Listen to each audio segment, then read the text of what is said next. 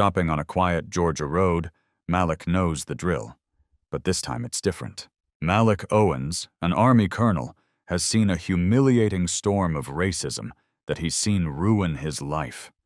He hasn't broken any laws, but two white cops treat him like a criminal. Their voices are sharp. Their guns are cocked. Their eyes are full of judgment. But they don't know who he is, or what a phone call can do. What happens next changes everything. This isn't just a story. It's a reckoning. Subscribe now so you don't miss the truth behind what they tried to bury. On that cold Georgia night, Malik Owens did everything he was supposed to. Hands on the wheel, calm voice, no sudden moves. But it didn't matter. The flashing red and blue lights had already judged him, not by what he did, but by who he was. A black man in a nice car. A target. He tried to speak clearly, tried to reason, asked, "Why am I being stopped?" But his words hit a wall. The short cop yelled louder. The tall one smirked harder. Malik's breath was steady, but his heart was pounding. Not because he feared them, but because he knew how quickly these moments could turn deadly.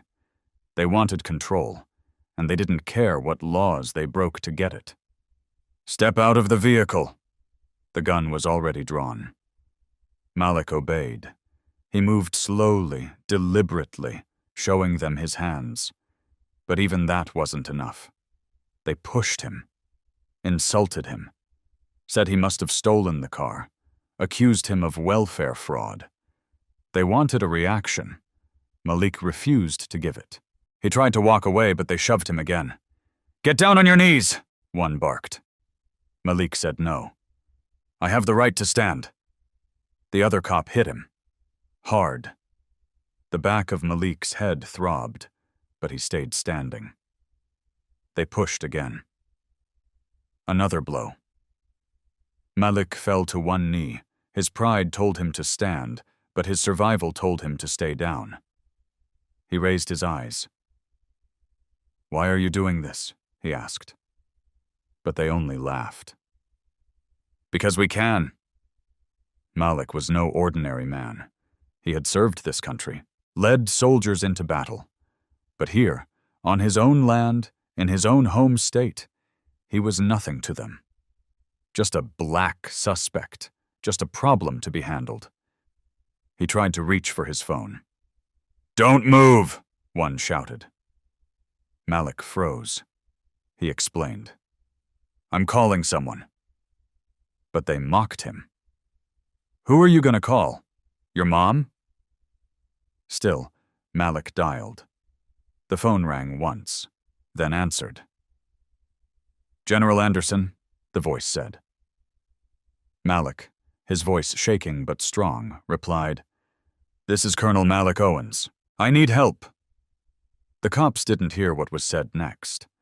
They just kept circling, laughing, rummaging through his car like vultures. Malik sat there on the ground, watching them. The pain in his back was nothing compared to the pain in his heart. Was this what his service meant? Was this what 30 years of sacrifice bought him?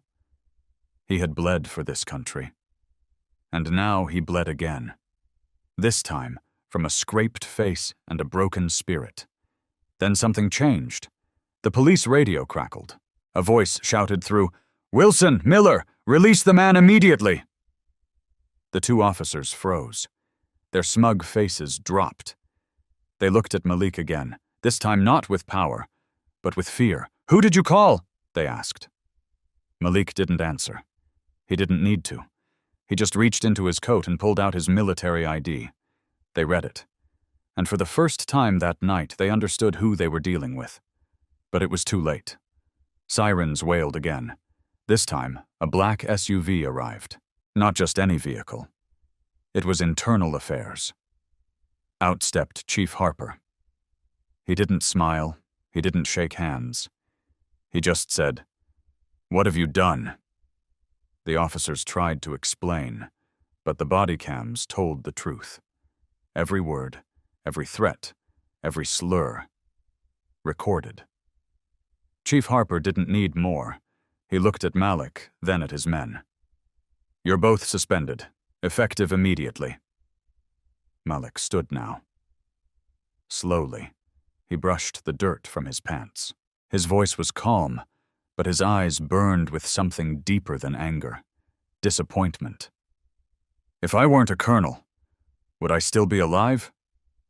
No one answered, because everyone knew the truth. This wasn't about law. This wasn't about safety. It was about race. The story didn't end there. The media got wind. The footage was released. The community exploded. Malik became a name they wouldn't forget. But he didn't want fame. He didn't want pity. He wanted change, real change. "This can't happen again," he told the press. "Not to me, not to anyone." And now you've heard his story. A man who gave everything, only to be brought to his knees in the very country he fought for. Share this. Talk about this. Let it reach the people who need to hear it. And if this story touched you, please like, comment, and subscribe, because tomorrow we'll bring you another story that needs to be told. And maybe, just maybe, together, we'll help make sure this doesn't happen again. Malik Owens had never felt more exposed than he did that night. On his knees, hands raised, headlights burning into his face, while two white officers circled him like wolves. And the worst part wasn't the cold ground biting into his skin, or the pounding in the back of his head from being struck with a gun. It was the humiliation. The unbearable truth that everything he had done in life, every title earned, every battle fought, every medal pinned to his chest, meant absolutely nothing in this moment. Because all they saw was a black man, not a colonel, not a father, not a veteran. Just a problem to silence, a threat to dominate. He had been trying to go home. That was all. After days of tense, strategic briefings at the Pentagon, he just wanted to sleep in his own bed, feel the softness of his wife's voice in the kitchen, maybe help his youngest son with a science project. But that hope was shattered the moment the red and blue lights painted his rearview mirror. At first, he thought, maybe it's just routine. Maybe this time it'll be different. But the moment the first officer barked, "Get out of the car!" With his hand already on the weapon, Malik's stomach dropped. It wasn't going to be different. It was going to be worse. He tried. He really did. He asked calmly, "Why was I pulled over?" They didn't care. They claimed he didn't use a signal, but Malik knew better. He had driven with precision. He always did, because he knew what was at stake. But precision doesn't protect black skin in America. The insults came fast, welfare jokes, theft accusations. Then came the shoves, the threats, the pushing to the ground. And when he said no to kneeling, when he dared to stand as a man, they struck him. Malik could have fought back. Even at 52, he was built like a tank. But he knew how that would end. So he called the only person he trusted to hear him, General Anderson. And that call, one simple phone call, snatched the smugness from those officers' faces like pulling a rug out from under them. But that's not the end of this story. The real pain came after. Because after internal affairs came, after the chief suspended the officers, after the headlines called him Colonel who took a stand, Malik was left alone with the wounds that don't show up in photos. First came the nightmares. Not from war, but from that moment Wilson raised the gun. Malik would wake up in a sweat, heart racing, feeling that cold barrel press against his chest again. His wife, Cassandra, would hold him, stroke his back, whisper that he was safe now. But deep inside, Malik knew he wasn't. Not really. The pain didn't stop at night. His youngest son, Marcus, just 14, asked him the next morning, "Dad, what if it was me they stopped?" Malik couldn't answer. He froze. He had trained thousands of men to survive combat zones, had developed strategies for enemy ambushes.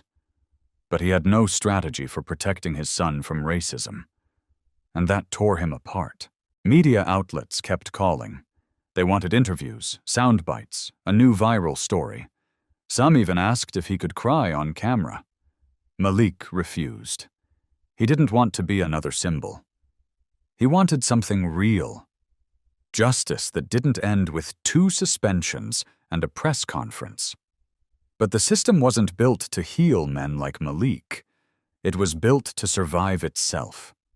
He tried going back to work. The Pentagon welcomed him, at least on the surface, but whispers followed him down the hallway. "That's the guy from the news. That colonel who got pulled over." He became a headline, not a human being. Some officers treated him like a hero. Others, like a problem who made the whole force look bad. The same military system he once believed in now looked at him sideways, as if he was the one who'd done something wrong by speaking out. And then came the letters. Hate mail. Dozens. Handwritten, typed, emailed. "You people always playing the victim. Just comply next time. Maybe if you didn't drive a fancy car." The worst one came folded inside a birthday card envelope. No return address. Just one sentence. "Next time, we'll make sure no one hears the call." He didn't show it to Cassandra. She had already started locking the doors twice at night. She jumped when she heard sirens. She smiled less. One morning, Malik found his car keyed. Deep scratches across the side doors. He filed a report, but the officer who came to take photos barely made eye contact. "No cameras on the street," he said. "Nothing we can do." The report was filed, then forgotten. Malik's dignity had already taken enough blows. But now his spirit was unraveling. He began to wonder if telling the truth had been a mistake. If maybe, just maybe, he should have stayed quiet and endured the pain, like so many before him. Then he received a letter from someone different. It was from a woman named Letitia Carter. Her son, Jamal, had been shot 3 years earlier during a traffic stop. Unarmed, hands raised, misidentified. "When I saw your story," she wrote, "I cried. Because for the first time, someone survived. Someone stood up. And you didn't just speak for yourself. You spoke for all our sons who never made it home." Malik read that letter 5 times. And in that moment, something shifted. Maybe he couldn't stop racism alone, but maybe he could make it harder for the next Wilson or Miller to get away with it. So he spoke. Not to reporters who wanted sound bites, but at schools, community centers, town halls. He told the truth. He spoke about fear, about survival, about the pain of being both respected and discarded depending on the uniform you wore. He pushed for a policy where all body cam footage must be reviewed weekly, not just after complaints. He demanded de-escalation training, real accountability, and mental health support for victims of police violence. He worked with human rights groups to track incidents of racial profiling across military veterans. And slowly, the silence around him shifted. More voices rose. More survivors came forward. More communities started listening. But even in the midst of change, the pain remained. He avoided driving alone now. He kept a dash cam, a body cam of his own, and made sure Cassandra always knew where he was. His sons both learned what to do when stopped, not because they were criminals, but because they were black. One night, as he drove down the same road where it all happened, Malik slowed his SUV and pulled over. Not because he was stopped, but because he needed to face the place where he nearly lost his dignity and his life. He stepped out, looked up at the stars, the same sky, the same quiet wind. But he was different now. He was no longer just a colonel or a victim or a symbol. He was a man who had walked through the fire and carried the names of thousands with him. To this day, Malik Owens keeps that ID card in his chest pocket, not as proof of power, but as a shield for the next time someone questions his right to exist in peace. And yes, he knows there will be a next time. But he also knows this: they will never silence him again. If this story moved you, please click like, comment your thoughts, and subscribe to the channel. Your voice matters. Your support helps us share stories that the world needs to hear. And tomorrow, we'll bring you another one, because the fight for justice isn't over. And neither are we. Malik Owens stood alone on that familiar stretch of Georgia road, the same one where his dignity was nearly stolen under flashing lights and drawn guns. The breeze was cold against his skin, but nothing could compare to the chill that had once run through his spine when he was forced to kneel with a barrel pointed at his chest. He remembered every word they said, every insult, every shove. The way they looked at him, not like a man but like a thing, the ground where his knees had hit still felt haunted. He could feel it in the gravel. The pain wasn't just in his body anymore. It had sunk into his bones, stitched into his memory, etched into his soul. Since that night, life had not gone back to normal. It never could. Malik had carried many titles in his life: soldier, leader, husband, father. But now he carried something heavier: the unshakable weight of what it means to survive injustice in a country that promises equality but delivers fear. The physical wounds had faded, but the emotional ones bled in silence. Some nights, he sat in the dark with no light on, just staring at his hands. Hands that had once led troops into war zones were now trembling at the thought of driving through his own neighborhood. What kind of world does that to a man? He tried to act strong for his family. He smiled at breakfast. He helped his son with algebra. He said, "I'm fine," more than he ever meant. But Cassandra saw through it. His wife knew when the smiles were fake. She would gently rest her hand on his arm, silently reminding him he didn't have to carry this pain alone. But Malik didn't want to let it show, because if he unraveled, if the man they looked to for strength collapsed under the weight of his own truth, what would be left? So he kept moving, and yet everywhere he went, it followed. At the grocery store, someone whispered, "That's the guy from TV." In a restaurant, the server called him "sir" with a different tone. One part admiration, one part caution. In meetings at work, the same colleagues who used to slap his back now looked at him like he was fragile glass. He hadn't just become a public figure. He had become a symbol of something most people didn't know how to talk about. Some admired him, others avoided him, but no one truly understood what it felt like to be him. And the worst part? He still wasn't safe. One afternoon, while driving to pick up his son from school, a different cop car started following him. No sirens, no lights, just a shadow that wouldn't go away. For 7 straight minutes, the car tailed him. Malik could barely breathe. His palms sweated. His grip on the wheel tightened. Every muscle in his body went into survival mode. Even though he'd done nothing wrong, he pulled over, just in case. The cop passed without stopping, but the damage was already done. He sat in his car afterward, heart racing, tears in his eyes, not from fear, but from exhaustion. How many times would he have to prove he was harmless? How many more miles would he drive with a target on his back? He tried therapy. It helped some. Talking to someone who didn't flinch when he described the feeling of a gun pointed at his head, who didn't try to downplay what happened, that made a difference. But no matter how much healing he did, the truth lingered. The trauma was not just his.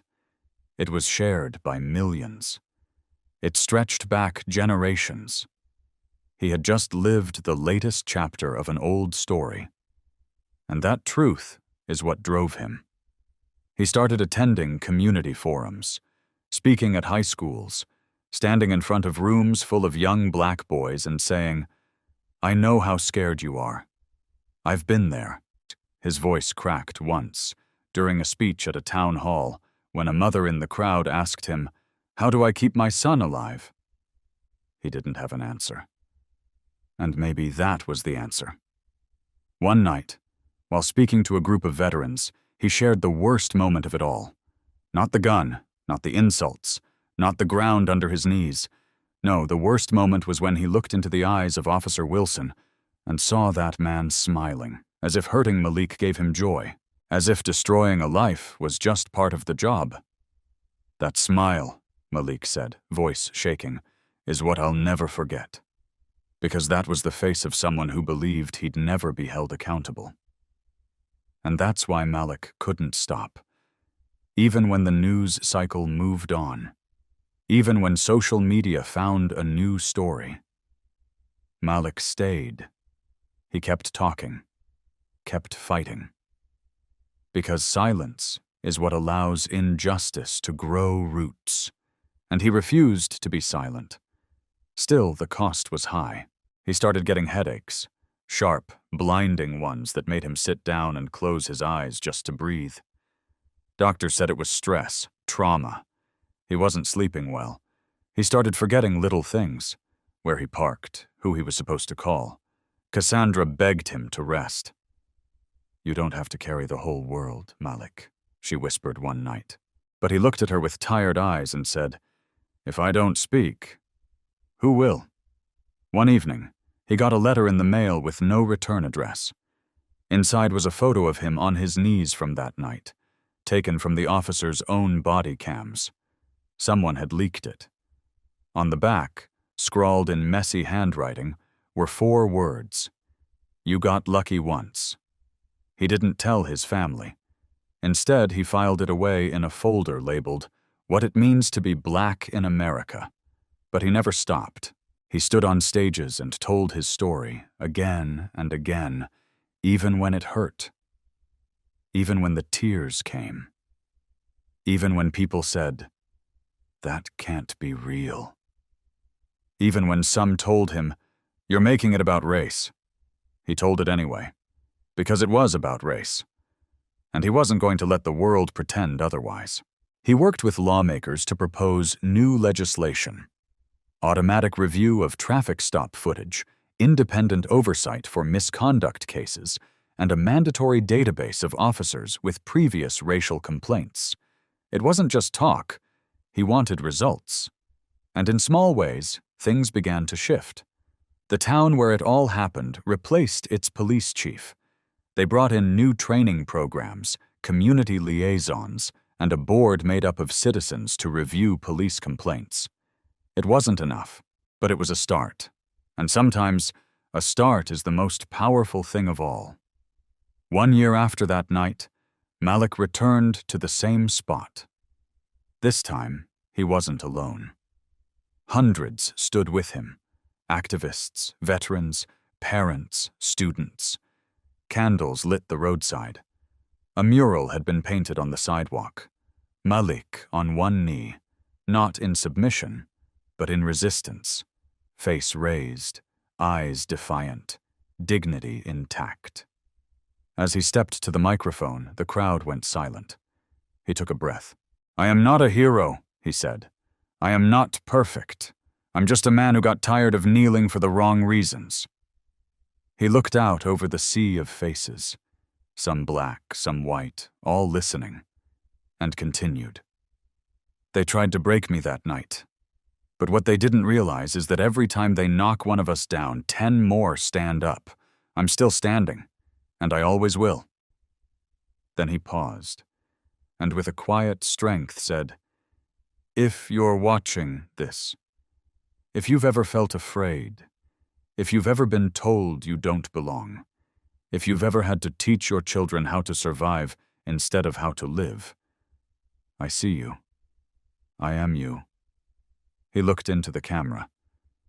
"And if this story meant something to you, If you believe Malik Owens shouldn't have to stand alone, press the like button. Not just for me. For every voice they tried to silence. For every person they tried to break. Let them see we're still here, still fighting, still rising. He stepped back. The crowd erupted, not with cheers, but with something deeper. Solidarity. Unity. A shared promise that this fight wasn't over. And Malik Owens? He turned toward the road once more, not as a victim, not even as a symbol, but as a man who refused to kneel again. After the night he was nearly killed during that traffic stop, Malik Owens disappeared from the public eye. Just vanished. No press, no statements, no more speeches. One moment, he was the face of justice reform. The next, he was a shadow.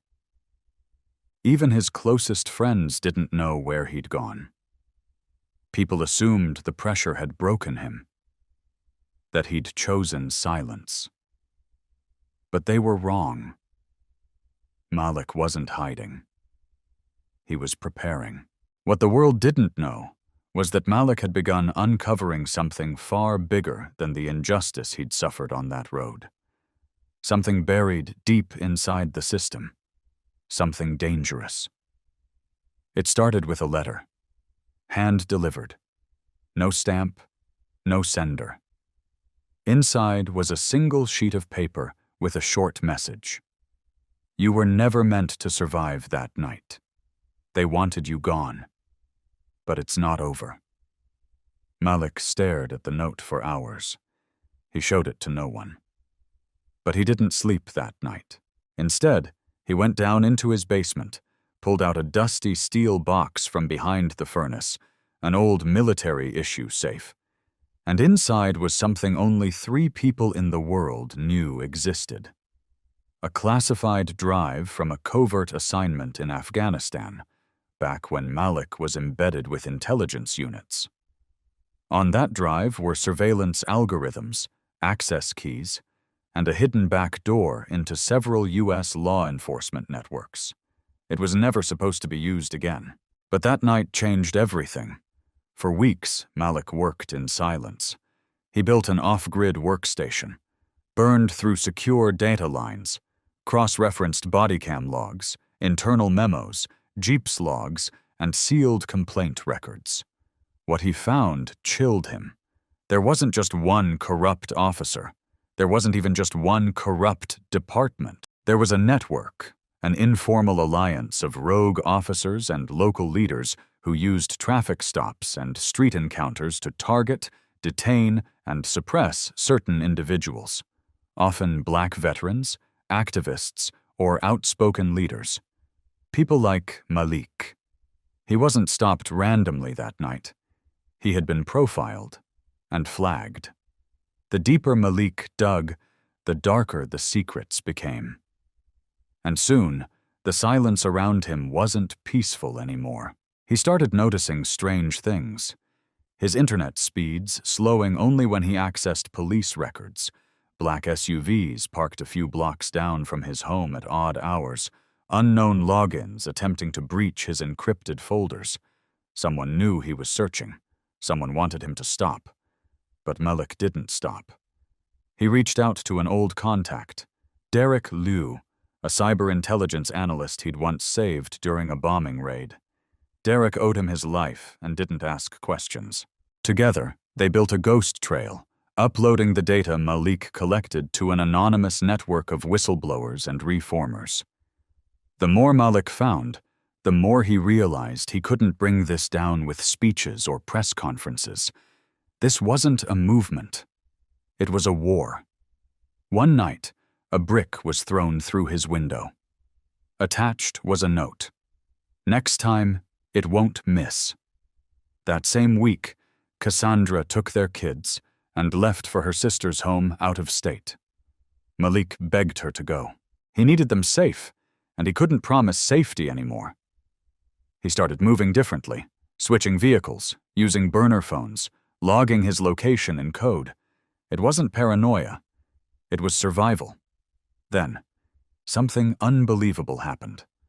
A former officer named Carter Mays contacted him. Disgraced, fired, and now dying from terminal illness, Carter confessed to Malik in a secret meeting inside an abandoned chapel. He had been part of the network. He knew their language, their rituals, even their leaders. And he confirmed what Malik feared. Some of these operations were funded under the guise of federal grants to reduce community threats. The definition of threat, of course, often meant black, intelligent, and outspoken. Before Carter died, he handed Malik a flash drive. On it was a list: names, times, photos, secret memos. A full roster of those involved. What made Malik's blood run cold was that two of the top names were people he had once worked with at the Pentagon. Now Malik understood. His survival wasn't just an embarrassment. It was a liability. Still, he had no proof that would hold up in court. Every time he tried to pass information to journalists, it was intercepted or dismissed as unverified. Some of the documents had been altered. Others vanished completely. They were cleaning house. So Malik made a choice. If the system wouldn't expose itself, he would do it another way. He staged something unthinkable: his own arrest. He planted falsified evidence on himself, using the exact method this network used to frame others, and drove straight into a city known for aggressive policing. As predicted, it didn't take long. He was pulled over, arrested, and processed. But what the arresting officers didn't know was that Malik had hidden 6 microcameras on his body, and 1 in the dashboard of his decoy car, which streamed the entire incident live to a secure server. They tried everything, searched him illegally, discovered planted drugs, even whispered racial slurs when they thought the room had no cameras, but Malik had them all. Caught. Every word. Every move. When the footage leaked a week later, edited into a documentary-style breakdown with overlays, timelines, and faces identified, the internet exploded. The hashtag #TheyTriedTo. Erase him trended globally. Protests erupted. People started digging into the names from the leaked flash drive. It got worse for them. Anonymous sources began coming forward. Officers, clerks, even mayors. And Malik? He didn't stop. He released Part 2 of his investigation, tying in hidden real estate deals, false grant applications, and backdoor private security firms that funneled money into the same corrupt circles. He was called a hero. He was called a liar. He was called dangerous. He was called a leader. But through it all, he stayed focused. The final reveal came 6 months later, when Malik held a secret meeting with members of Congress and delivered every last file, physical and digital, into their hands. An emergency hearing was scheduled. And this time, they couldn't ignore him. You see, Malik Owens didn't just survive that night on the road. He turned survival into a mission. He turned silence into strategy. He turned fear into fire. Now, investigations are underway in over a dozen states. Lawmakers are drafting what some call the Owens Act, a federal reform package for law enforcement transparency and civilian oversight. Malik never wanted fame. He never wanted revenge. He wanted justice, not just for himself, but for the countless others who were stopped, silenced, erased. And here's the thing. You might be wondering how all this really happened. Could one man really go from being racially profiled to unraveling a hidden empire of corruption? That's the question we leave to you. Because sometimes the truth sounds like fiction. And sometimes the strongest warriors don't wear armor or hold swords. They kneel on gravel and still rise. So now it's your turn. If you believe Malik deserves your support, drop a comment below and tell him, Let him know he's not alone. Let others know his story matters. Let the world know that no amount of darkness can keep a man like this in the shadows. And please, press the like button to shine a light on this journey. One click can amplify the story, spread the truth, and give power back to those who've been pushed down too long. Because Malik Owens didn't just escape danger, he rewrote the ending. And it's time everyone hears it. There was a time when Colonel Malik Owens believed that honor, discipline, and service would shield him from the storms of injustice. That his medals, his record, his decades of sacrifice for the nation would somehow protect him from the same cruelty other black men knew all too well.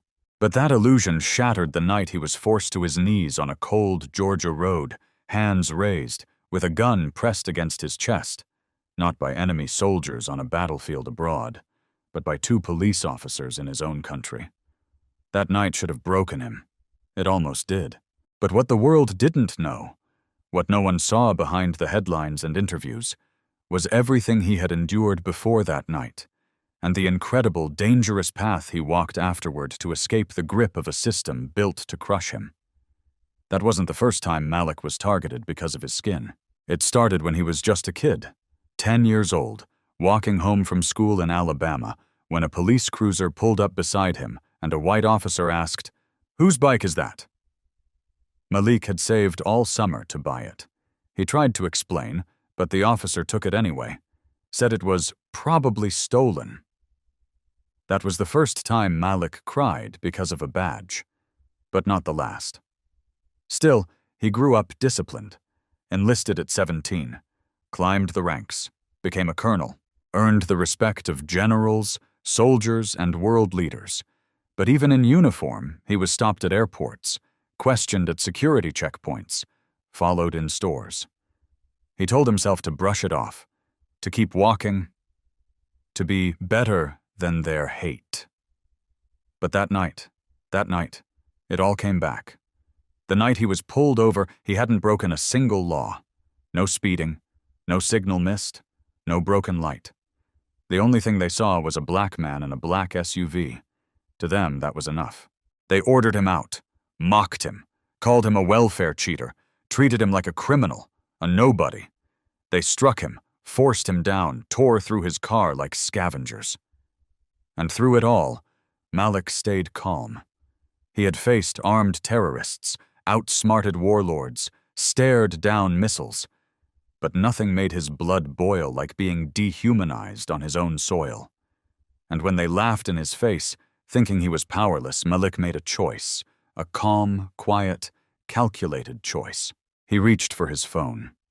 Not to call a lawyer, but to call a general. One who knew exactly who Malik Owens was. And when that radio screamed back at those officers, when the voice from dispatch told them to release him immediately, Malik saw the fear finally creep into their eyes. But what came after was even harder. The media picked up the story. Social media exploded. For a while, Malik was everywhere. Hero Colonel survives racial profiling. But the cameras didn't capture the nightmares, the weight, the questions from his kids. Why did they do that to you, Dad? The long silences at dinner. The fake smiles he wore so his wife wouldn't worry. He couldn't breathe without remembering that gun. Couldn't drive without scanning for flashing lights. Couldn't rest knowing he was just one of millions, and that most never get to make that one phone call. So he didn't rest.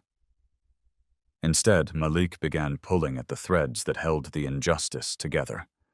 Quietly, carefully, riskily. What he found changed everything.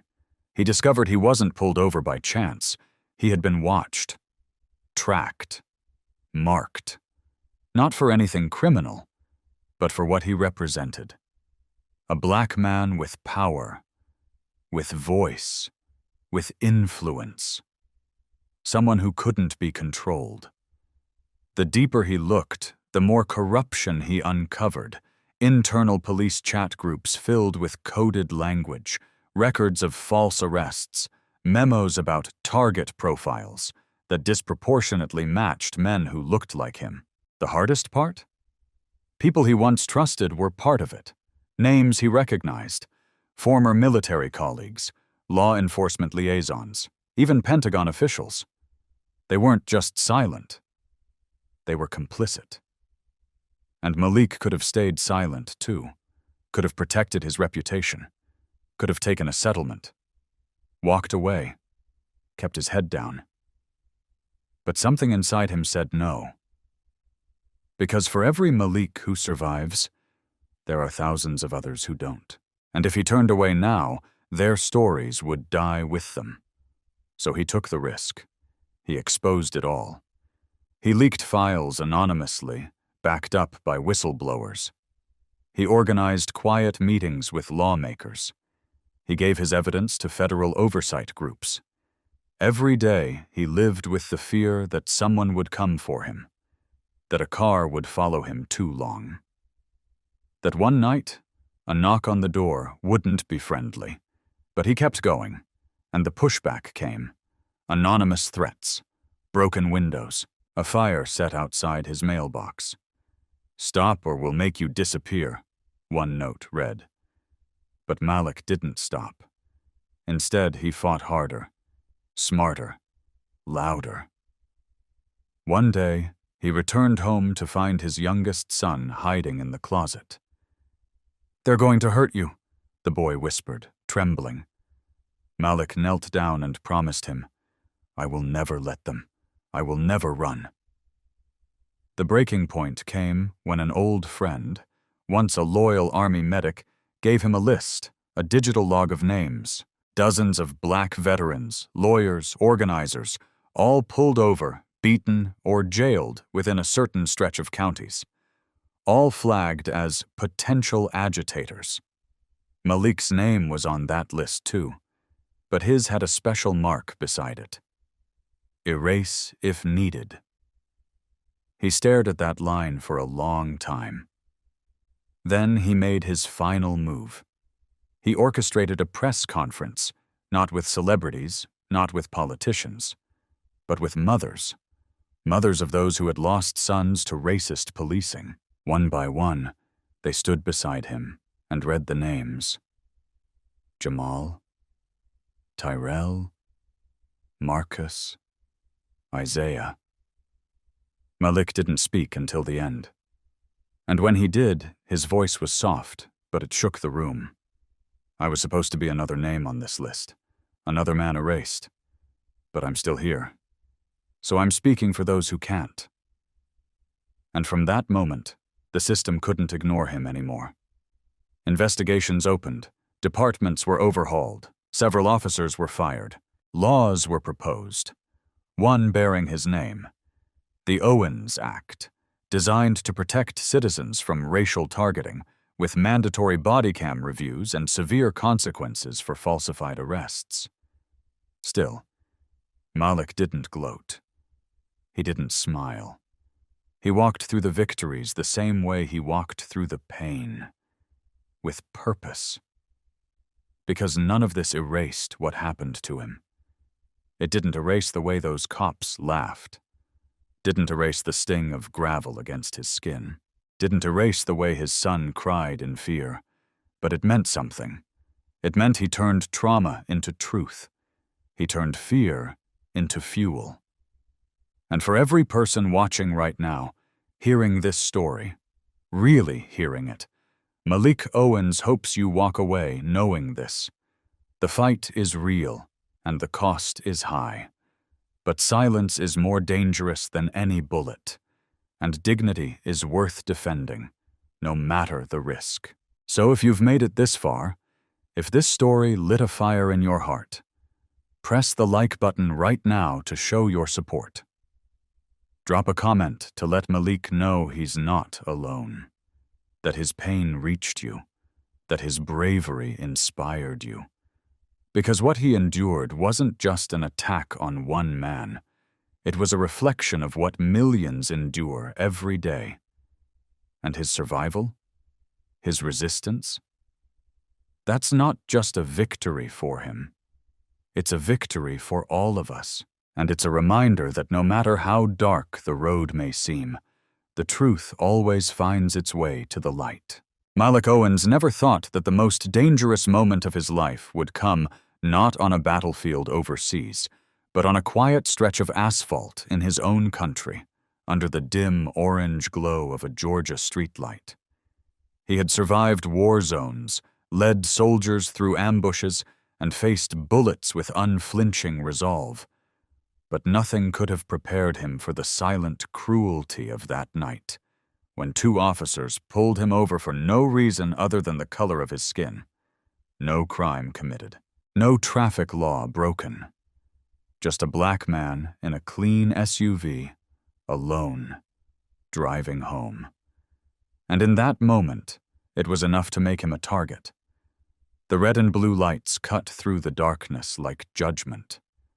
When he rolled down the window and asked, "What's the reason for the stop?" the only answer he got was a smirk, a sneer, and a lie. "You didn't signal," one of them barked. But Malik knew better. He had done everything right. That was the first cut, the realization that, to them, right didn't matter. He handed over his license. He kept his hands on the wheel. He remembered every lesson he had ever taught his sons about surviving police encounters. Stay calm. Stay polite. Don't give them a reason. But even then, it didn't protect him. The officers searched his car without permission, insulted his intelligence, mocked his skin. "You sure this isn't stolen?" they asked. "Looks too nice for someone like you." Malik said nothing, not because he agreed, but because he knew what came next if he spoke too loud. He tried to stand his ground, literally, but was shoved to his knees. One officer hit him in the head with a gun, and the world spun for a second. His pride cracked. His body ached. But worse than the pain was the humiliation. A grown man, a military colonel, treated like trash on the side of the road. What the officers didn't know, what they never imagined, was that Malik wasn't just another man they could push around. With one phone call, he reached a top-ranking general, and when dispatch crackled on their radios, telling them to release him immediately, they realized they had made a fatal mistake. But by then, the damage was already done.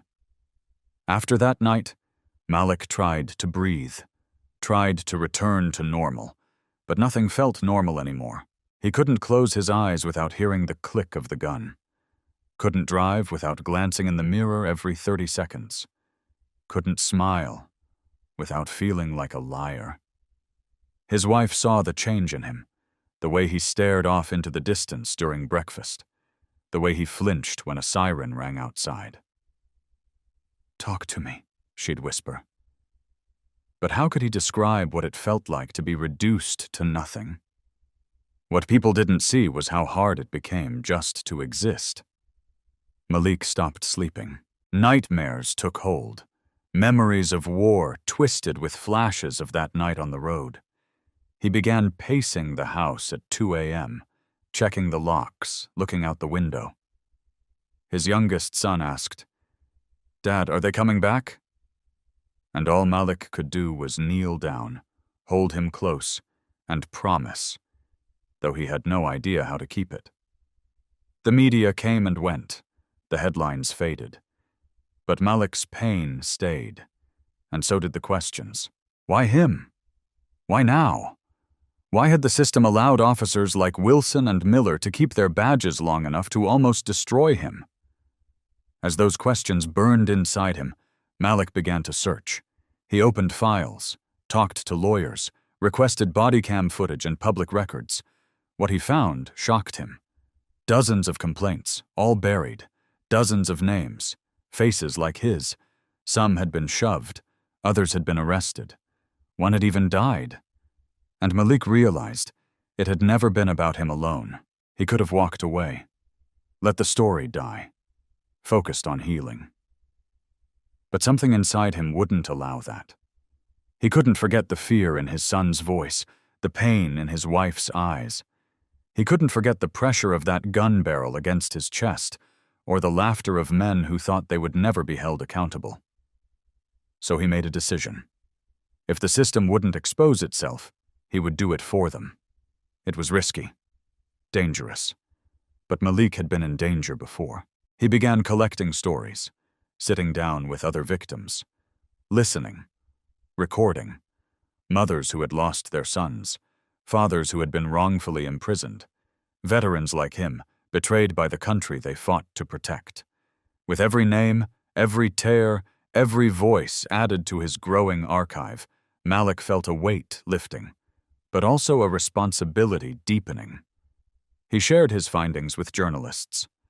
Most didn't believe him at first, until he showed them the video, the footage of him being struck, called a criminal, humiliated. Then they listened. Then the story grew. Then the country began to look again. Still, the pushback came fast. Hate mail, death threats, broken windows. "Stop talking, or we'll finish what they started," one note read. Malik sent his family away, made sure they were safe. He stayed behind, alone, not because he had to, but because this was a fight he wasn't willing to run from. And then came the hardest day of all. He received a letter from a woman named Angela Wright. Her son, Terrence, had been stopped 6 months before Malik. Same county, same lies, but Terrence didn't have time to call anyone. He was shot and killed on the spot. He was just 21, the letter read. He wanted to join the army. He looked up to men like you. Malik held that letter for hours. He cried for the first time in years. Not just for Terrence, but for all the Terrences the world never heard about. So he did the unthinkable. He stood before the public, before cameras, and told the full truth. Not just what happened to him, but what he had discovered. The network of silence. The ignored complaints. The communities terrorized. He demanded justice, not for himself, but for every voice silenced before they could speak.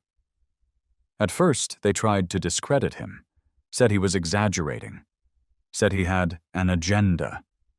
But then came the evidence, the body cams, the testimonies, the documents, too much to ignore. Internal Affairs reopened closed cases. Officers were fired. Investigations expanded to multiple counties. Malik stood before Congress and told them face to face, if you don't act now, the next name on the list might be someone you love. His words shook the room. And finally, the system began to move. Slowly, painfully. But it moved. A federal review board was formed. A national database was launched. And in honor of his efforts, a reform policy was passed. The Owens Protocol, mandating body cam transparency, independent oversight of complaints, and legal protection for citizens filing racial profiling claims. But even as the system began to change, Malik never let go of the truth. Because the truth was this: none of it would undo the damage. None of it would take back what he had endured. None of it would heal the pain his family still carried. But it meant something. It meant that his suffering had not been in vain. It meant that his voice had reached people who needed it most. And it meant that justice, however late, was finally being served. Now, when Malik speaks, he doesn't just talk about what happened that night. He talks about what happened afterward. The pain, the risk, the journey, and most of all, the purpose. He tells crowds, "They tried to break me. But what they didn't realize is that I was built from struggle. My strength didn't come from my rank. It came from surviving what no man should ever have to survive." And as the audience listens, truly listens, they begin to understand. This wasn't just a story of racism.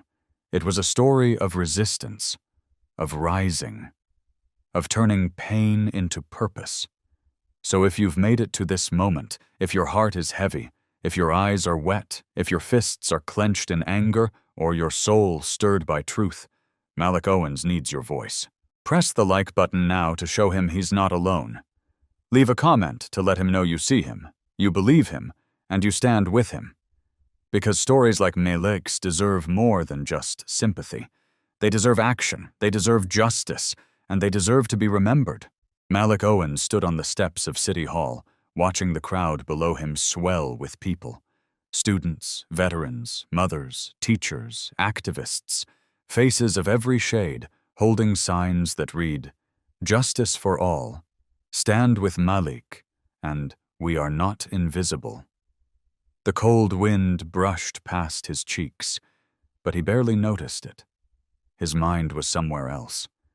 Not on the present, but on the path that brought him here. A path paved with pain, courage, and unbreakable truth. It had been almost a year since that night. The night 2 officers tried to erase his dignity on the side of a lonely Georgia road.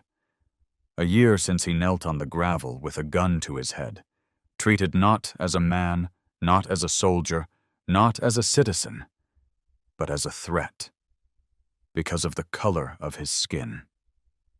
And now, here he was, standing not in shame but in honor, because he had refused to stay silent, because he had fought not just for himself, but for every black man, woman, and child who had ever been stopped, questioned, humiliated, or harmed for no reason other than who they were.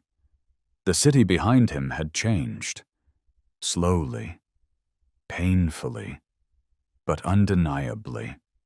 Officers Wilson and Miller, the ones who had profiled and assaulted him, had been permanently removed from the force, their misconduct captured on body cam and broadcast across the nation. Internal affairs, once a tool for cover-ups, had been restructured. A civilian oversight board now had full authority to investigate complaints. New officers were undergoing empathy-based de-escalation training.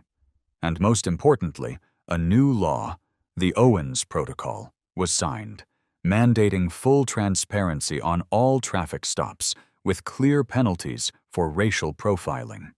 But Malik didn't celebrate with champagne or public praise. He celebrated with silence, with gratitude, and with memory. Because this wasn't just about reform. This was about resilience. This was about how a man could be brought to his knees and still rise again. How the very system meant to protect could betray. And how justice, though delayed, could still be claimed. As the crowd fell silent, waiting for him to speak, Malik took a deep breath. His voice, when it came, was calm, but full of quiet fire. "I want to thank you all for being here today. Not for me, but for the truth." He paused, scanning the crowd. "Some of you may know my story. Some of you lived one like it. But whether it happened to you, your brother, your father, your neighbor, or someone you've only seen on the news, we are all connected by this fight. We are all part of the same cry. Enough." People nodded. Some wiped away tears. "A year ago, I was just trying to go home. I hadn't broken a single law, but 2 officers saw me as a problem before they even asked my name. They didn't see a colonel. They didn't see a father. They didn't see a man. They saw black skin. And that was enough." His voice trembled for the first time, but he steadied it. "They forced me to the ground, called me a liar, treated me like I didn't matter. But what they didn't know was that every time they tried to push me down, I remembered every black man before me who had been pushed and never got back up. And I made a promise to myself. If I survived, I would never stop speaking. Not for me, but for them." Applause broke out. Someone shouted, "We got your back, Colonel!" Malik smiled softly, but he raised a hand to quiet the cheers. "This isn't about revenge. This is about responsibility. We cannot change the past, but we can learn from it. We can stop telling ourselves that silence is safety. We can stop waiting for justice to come from the top. Sometimes it comes from the ground up, from the people who decide they've had enough. From people like you." He looked down at the front row, where a mother stood clutching a photo of her son, another victim of police violence. He nodded at her. She nodded back. "I want to leave you with 3 things I've learned. Not as a soldier, not as a speaker, but as a man who almost didn't live to tell his story." The crowd leaned in. "First," he said, "your voice is your power. Use it. Don't let fear silence you. Don't let the world convince you that your story doesn't matter. It does. Whether you whisper it in a classroom or shout it in the street, it matters. Second," he continued, "healing is not weakness. I used to think I had to carry everything on my own. That crying made me less. But the truth is, healing makes us stronger. Talk to someone. Love someone. Let people help you carry the weight. You weren't meant to hold it alone." "Third," he said, his eyes growing fierce, "stand up. Even if your knees shake, stand up for yourself.